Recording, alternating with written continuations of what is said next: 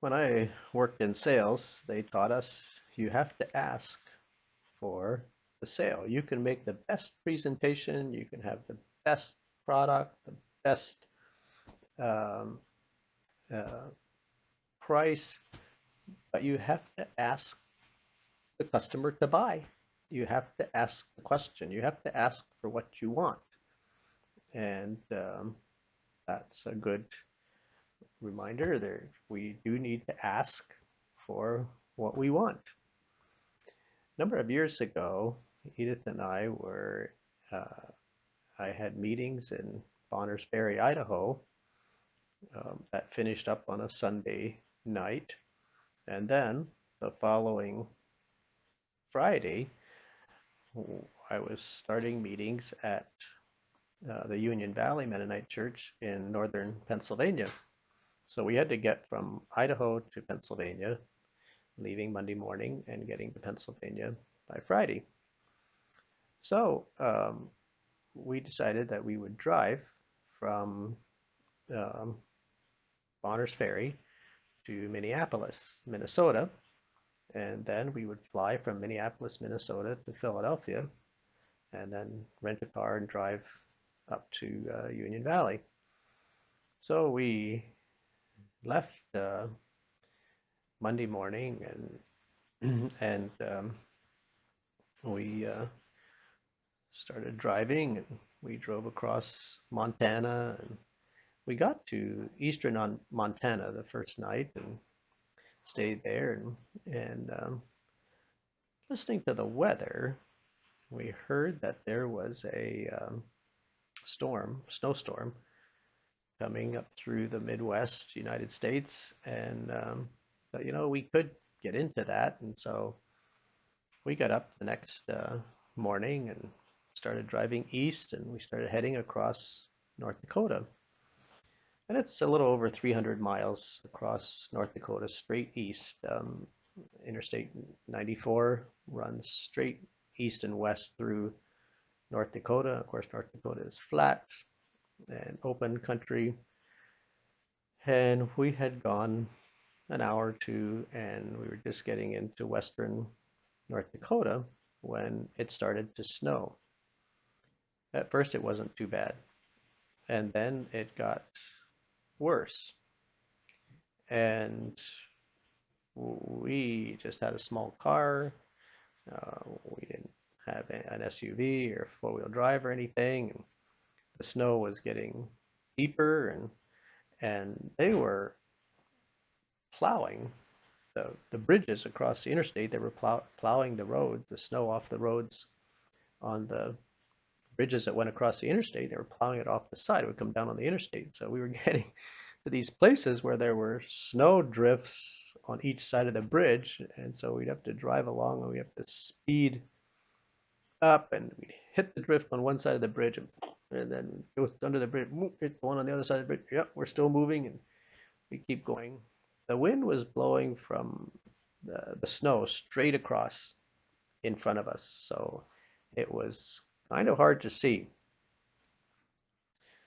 So after a few hours, we stopped. We weren't making much progress, and when you're driving 20 miles an hour, it's going to take a long time to drive across North Dakota. So we stopped, and I called the North Dakota State Police and said, "What's the weather situation? What's the highway situation? And are you going to close the highway or what?" And they were like, "No, we're not going to close the highway, but what you're driving through is what you're going to have, and if you feel comfortable driving in that, fine. If you don't, get off the highway." I'm saying, "Well, what about if I would go south to South Dakota and go across? Would that be better?" And they said, "No, South Dakota's worse." So I was like, "Okay." Um, so then I called the airline and said, "Could I change my tickets by one day? And there's a snowstorm, and we have these tickets, but I'm wondering if I could change my travel date by one day." And they said, "No, you got a special excursion fare, and it's non-refundable. It's not transferable. It's not changeable.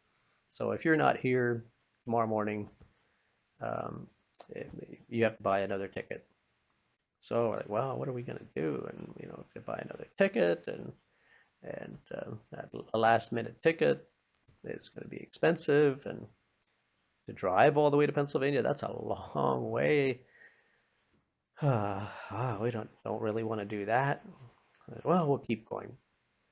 So we would keep going, and then we stopped for lunch or something, and we were at a truck stop, and they had the Weather Channel on the screen there at the truck stop, and looking at the Weather Channel, I realized we're on the western edge of the snowstorm, and it's moving up across Minnesota and into northern Ontario, and it's kind of going northeast, and so we're just on the western edge of it. So we were there for an hour or so trying to decide what we're going to do, and then the snow kind of tapered off. So I told Edith, hey, you know what? Like, we're on the western edge of this storm, and it's moving. So if we just sit here and wait a bit, it'll get better, and then we can drive, and then we get back into the snow, then we'll stop and we'll wait again till it clears up. So that's what we did across North Dakota. We would drive, we would go for uh, an hour or so, and then the snow would get worse, and we'd stop and we'd wait for an hour, and then it would get better. And the truck drivers were saying, when you get to Minnesota, you're going to be okay because in Minnesota they use salt on the roads, and in North Dakota they don't. So when you get to Minnesota, if you can get to the Minnesota border, you're going to be fine. So we were just looking at the mile markers, figuring out how far we had to get to Minnesota. Well, that night, that evening sometime, um, toward midnight, we got to the Minnesota border, and Interstate 94 was closed in Minnesota.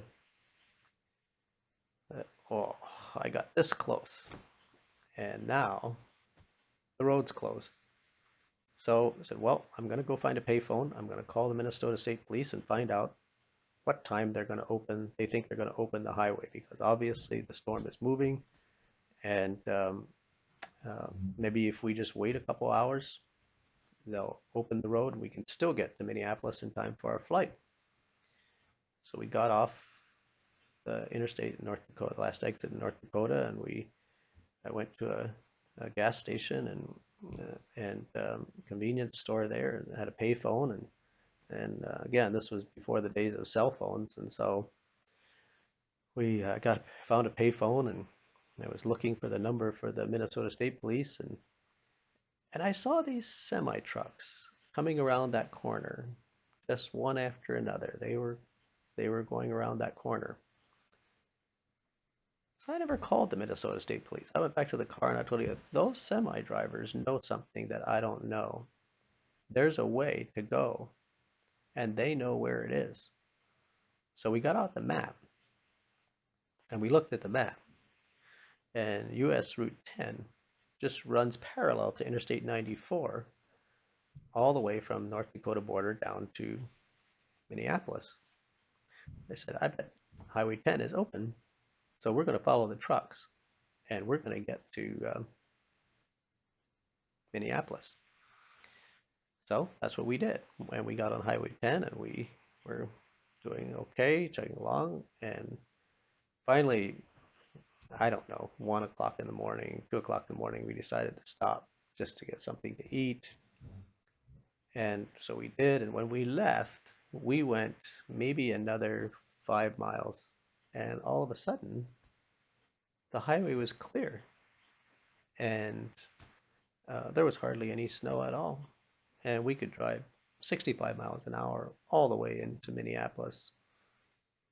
We got to Minneapolis about 4 o'clock in the morning. Well, we had been driving since the morning before, and we had to be at the airport about 6:30 to get our flight to Pennsylvania. I said, "Oh, I just need to lay down for a little bit and rest and get a shower." And so we went to a hotel and I asked the guy if I could get a room, and he said, "Well, you can, but you realize that it's 4 o'clock in the morning and our checkout time is 11." I said, "Oh, I'm going to be in Pennsylvania by 11 o'clock. We'll be out of here way before that." So we got the room, we got showers, we got cleaned up, we took a bit of a rest. We went to the airport, we made it there, we got our flight. Got to Pennsylvania, got to Philadelphia. We went to the car rental agency in Philadelphia, and doing that, I got to thinking, I wonder what color car they're going to give me. And uh, so I asked her, I said, "What color car am I getting?" And she said, "Well, it's red." And I said, "Well, do you have something else?" Because well, she said, "Well, why?" And I said, "Well, where I'm going, I don't think I should go with a red car." And she said, "No, we don't have anything else. Like, that's what we have for you." I said, "Well, but I can't go where I'm going with a red car. And so surely you have something else." "No," she said, "we don't. That's it."